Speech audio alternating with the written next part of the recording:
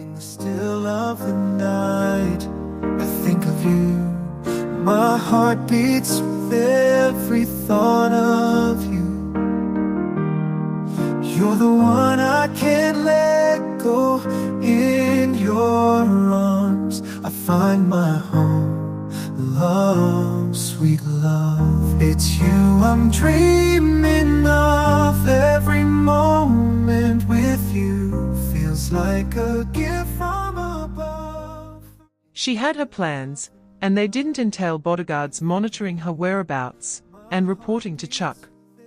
She wanted to go back to the restaurant where she was recognized and ask questions. Maybe she used to be a regular there, and maybe she would run into the same man again and ask him questions about how he knew her.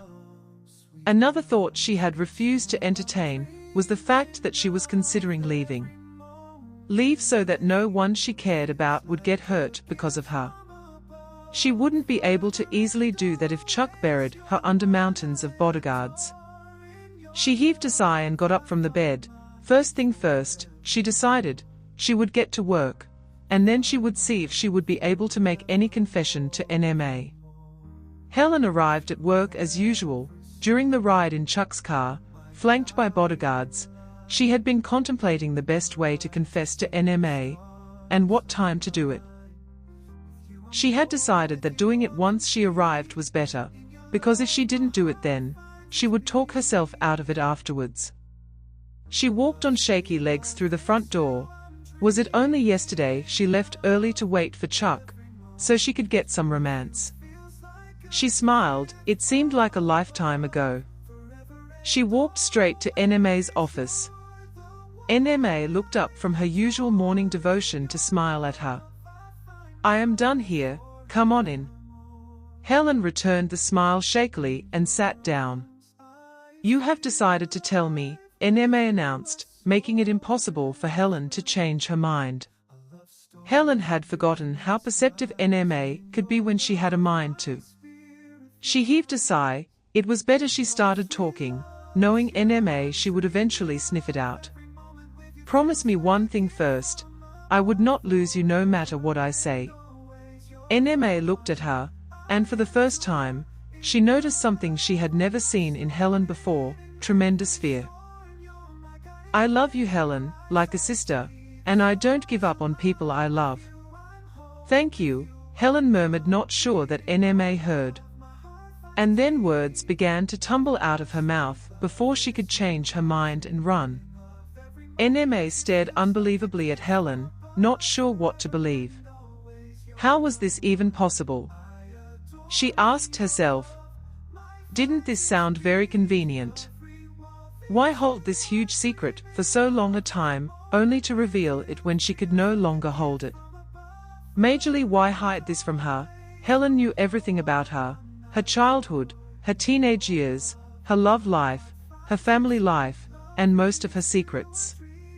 How could she not trust her enough to tell her this after more than 2 years of friendship?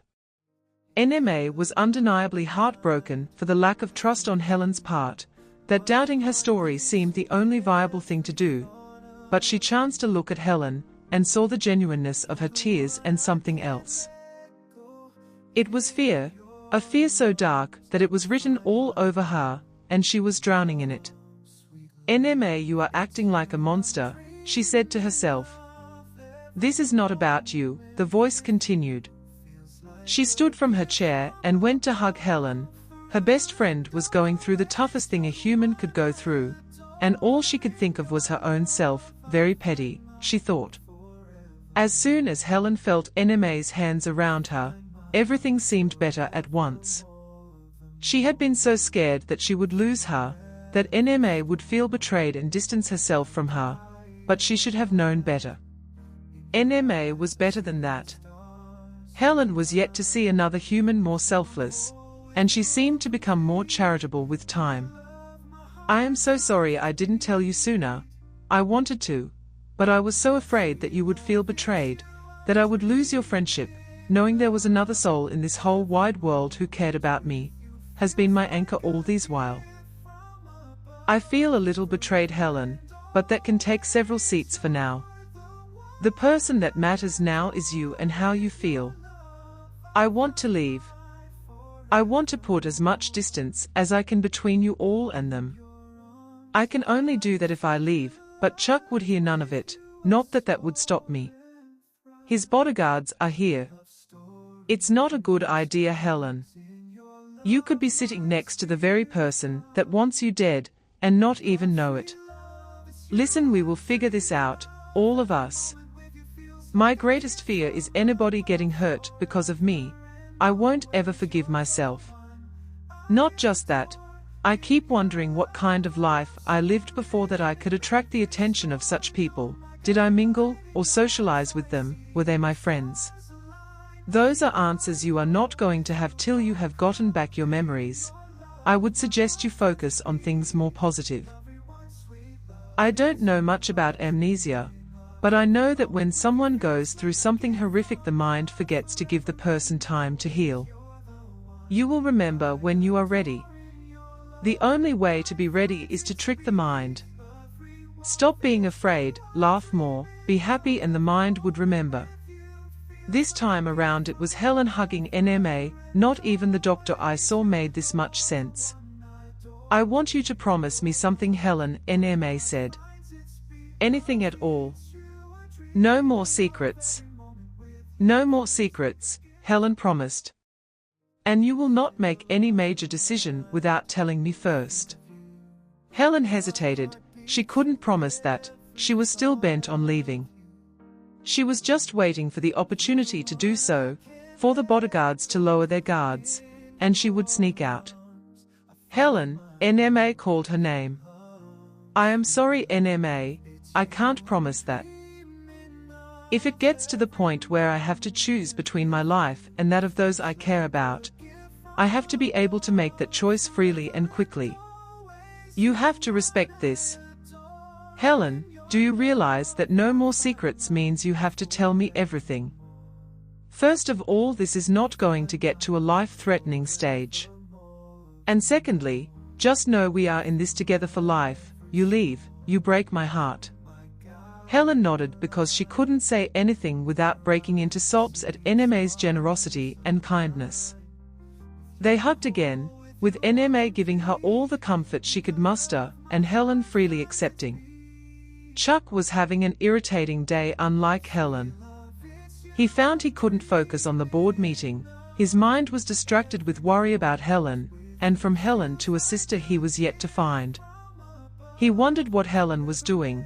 He wondered if she decided to tell NMA after all.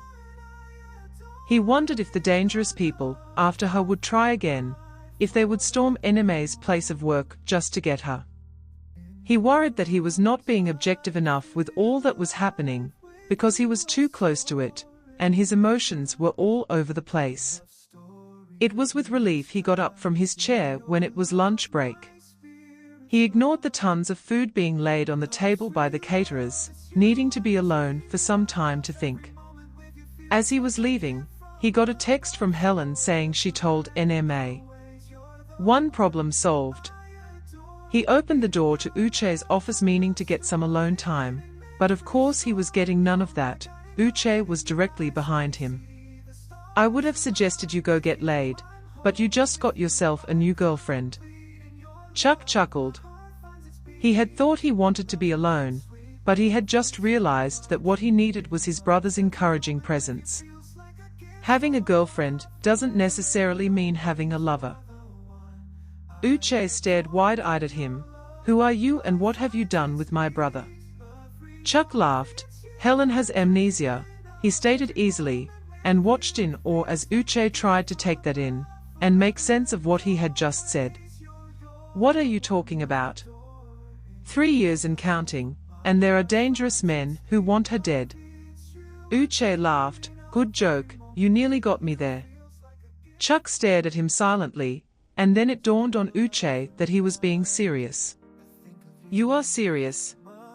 Unbelievable, but yes. He went on to tell his brother all that he saw and was told. And she didn't think to mention this to anybody. Why? She said, she somehow left it for too long and it became too late. So, If you didn't see her house, which she tried to prevent you from seeing, she wouldn't have come out with the truth, Uche reasoned. Eventually she would have, I guess. You guess? Doesn't this seem a little too convenient to you? How? Chuck asked in a little raised voice, but calmed down, realizing that he needed some objective thinking. She could have been hiding among us, you know. And when she couldn't hide anymore, the story of amnesia comes out. Chuck didn't know where he found the strength to laugh. That sounded more ludicrous even from you. Uche chuckled. I am finding it hard to believe, he said in his defense. As you should, bro. But you didn't see what I saw. You didn't see the fear of the unknown in her eyes. You didn't watch her tell the story. And you didn't see how worried she was about the rest of us than she was about herself. And how much she is persuading me to let her leave so she could draw them away from us. People she had come to care about and love, Chuck explained, realizing also that he was reminding his doubtful mind. I know how perceptive and smart you are at reading people, so if you were able to deduce all these, then I believe you. But we have a bigger problem facing us than just believing her. And just like that, the problem became Uche's problem, as he began using the plural word, and Chuck couldn't be more grateful for the family he was given on a platter of gold. I know, the men who want her dead. Could be, she knows something she shouldn't know, or saw something she shouldn't have seen. And that was why she was tortured before. They were trying to extract the information. And why her mind forgot to keep her from going insane, Uche reasoned. How do we make her remember? According to her, the doctor said familiar places, faces, and things could help a lot. Chuck said, feeling for the first time that things would work out. How come no one is looking for her, no family, no friends? Uche asked rhetorically. I have wondered about that too, but the answer to all these questions lies in her blank mind. Everyone needs to know so we can better protect ourselves. Done already. I will explain to them as soon as I get the chance. Thank you, he said to Uche. You are my brother, how can I not help? One of the interns knocked slightly, and came to inform them that they were reconvening. One thing, Uche said, stop winking at the interns. What am I supposed to do, when they keep staring at me like I am some kind of TV show? Besides, I have a reputation to maintain. He laughed as he remembered what Helen had said about that. I am glad it's all hilarious to you, Uche said as they left his office. Helen came back home and opened the door. Funny how she had begun to see Chuck's house as home. She smiled at the irony of how the security men at the gate seemed so nice and respectful to her, compared to the first time she had come. She heaved a sigh and closed the door behind her. She was feeling a little relieved having spoken to NMA. I heard you work with NMA. Helen was startled out of her musing. She looked up with shock to see Pat standing on the stairs. Good evening. She observed that the woman had some kind of smoke, Helen suspected to be weed. Pat noticed Helen looking at her hands and raised her weed up. This? Does it irritate you? Pat came down the stairs. It's none of my businesses. I am thinking that if you work with NMA, that means they all approve of your relationship with my son. I don't believe we need their approval. Pat snorts. Let me give you heads up. I am here to stay, to take back what is rightfully mine, to take back my rightful position in the lives of my children. That means anything and anyone that came from Rose, or that she approves of, will no longer be welcomed in my son's lives. I know you want to win them back, but I believe you are going about it the wrong way. They are grown men, and you cannot force their emotions. Pat moved closer to her. I have the power to make them do whatever I want. And that includes kicking you out. Nothing loved by Rose will remain after I am done. She puffed on her weed. Helen watched her with pity, and sidestepped her, meaning to go up the stairs, but the front door opened instead and Rose entered. She stopped as soon as she saw Pat. Helen stared at Rose shocked, and became suddenly afraid for Rose. The next moment NMA entered with Tessie and Amber. They all stopped, staring at Pat. Helen smiled at them. "Good evening, welcome. I didn't know you guys were right behind me." "NMA told us," Tessie said quietly. "What is this thief doing here?" Pat asked. "Everyone, this is Pat, Chuck's birth mother. I didn't know you were still around, Pat." Rose sat down, as if waiting for her cue. The others sat down too. Helen didn't. She was not comfortable to discuss her condition in the presence of Pat. "Why don't we move down to the beach and talk?" Pat turned to Helen. "You are overstepping your bounds. Just because you are scratching his itch for now, doesn't give you the right to invite strangers into my son's house. They are not strangers. Rose is your son's adopted mother. NMA is his sister-in-law, Anne." "Shut up your mouth," Pat shouted at Helen. Helen and NMA exchanged a look. "We can come back another time," Amber interjected quickly. "No, we won't. I have had enough, Pat.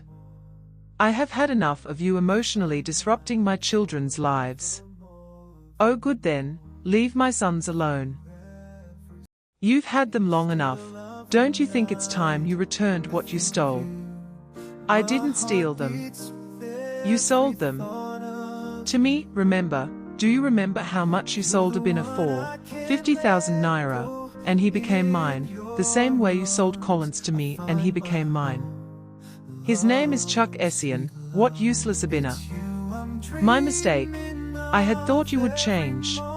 I had thought I could change you, so I let them retain the names you gave them, so they would have something of you, but now I know better. Point of correction, his name is Chuck Abina Okoha, and I want you to pack your bags and leave my son's house this minute, before I call security."